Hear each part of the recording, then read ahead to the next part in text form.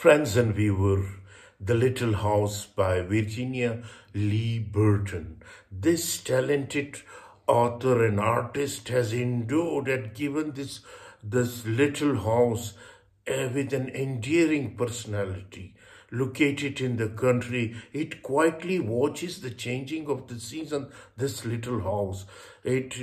And with this passing year, the gradual encroachment of the city, the picture, bright and detailed, give a highly dramatic effect to the story. The skillful use of color suggests day and night, different aspects of season, both in country and city. So this is the story of The Little House by Virginia Lee Burton.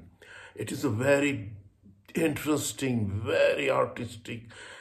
Now, when we read this little house, we just imagine that this is not a lifeless house, but a living house who had a sense, who had an artistic feeling. So let us begin with this the story of this little house. Once upon a time, there was a little house way out in the country. She was a pretty little house. She was strong and well built. The man who built her so well said, "This little house shall never be sold for gold or silver, shall never be sold. She will live to see our great-grandchildren living in her." The little house was very happy as she sat on the hill, watched the countryside around her. She watched the sun rise in the morning and she watched the sun set in the evening. Day followed day, each one a little different from one before, but the little house stayed just the same. In the night, she watched the moon grow from a thin new moon to a full moon, then back again to a thin old moon, and when there was no moon, she watched the stars.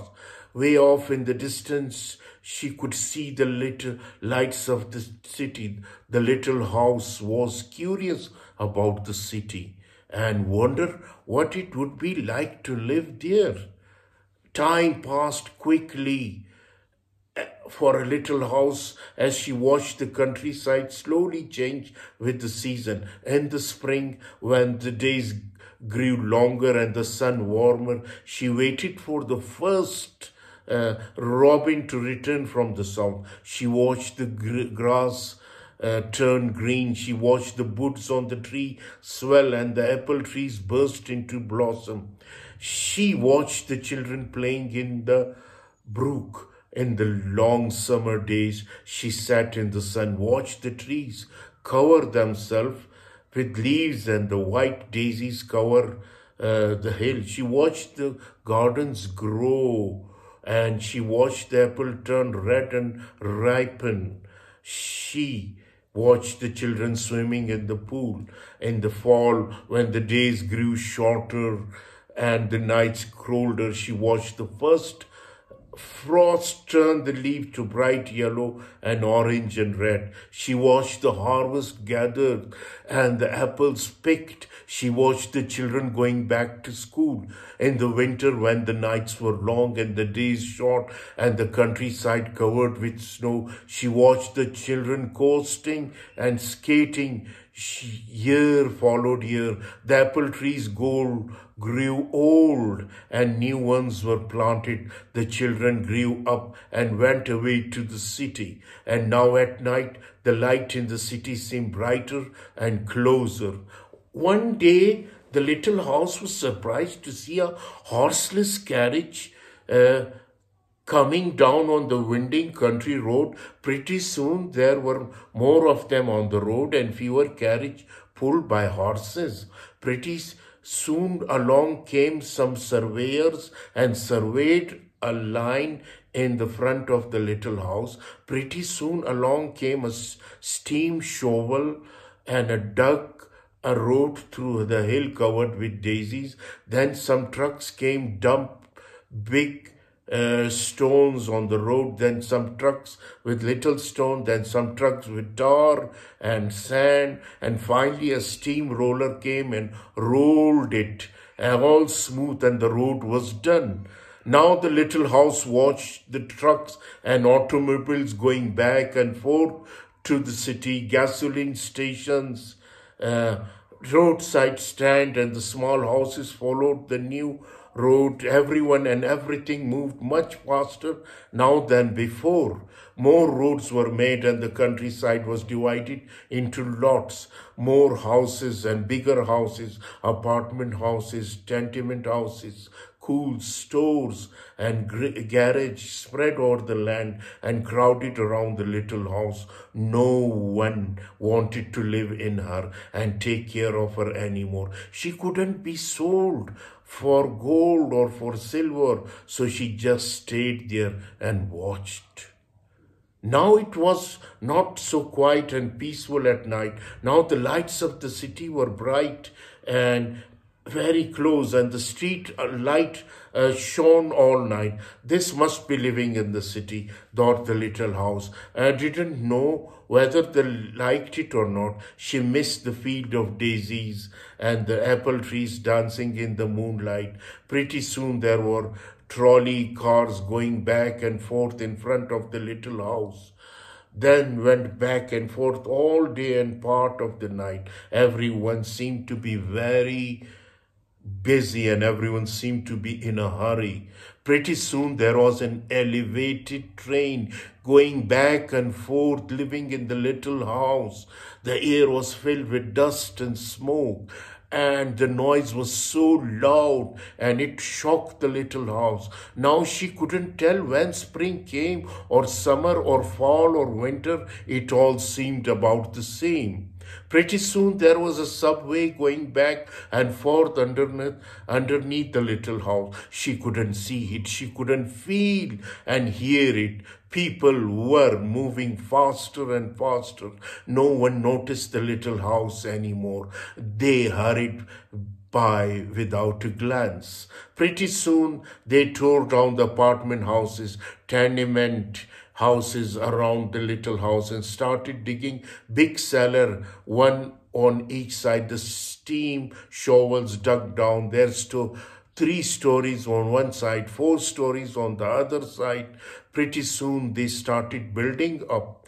They built up 25 stories on one side and 30 stories on the other.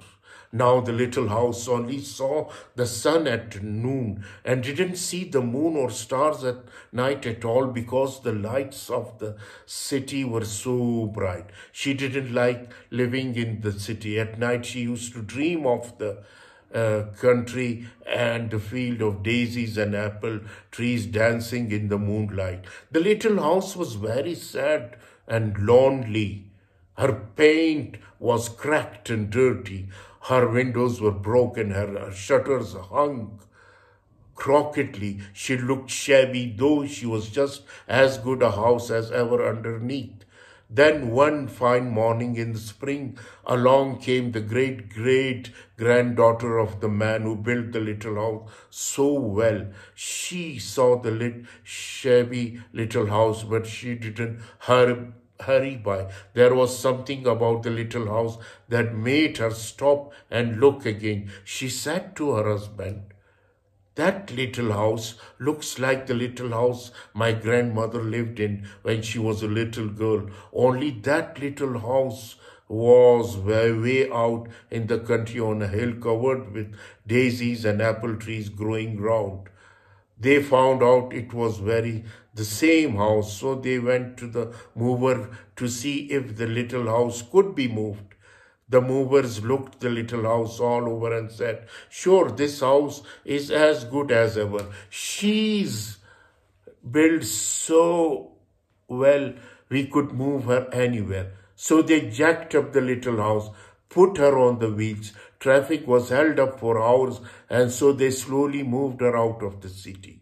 At first, the little house was frightened But after she got used to it, she rather liked it. They rode along the big road. They rode along the little road until they were way out in the country. When the little house saw the green grass and heard the birds singing, and she didn't feel sad anymore. They went along and along, but they couldn't seem to find just the right place.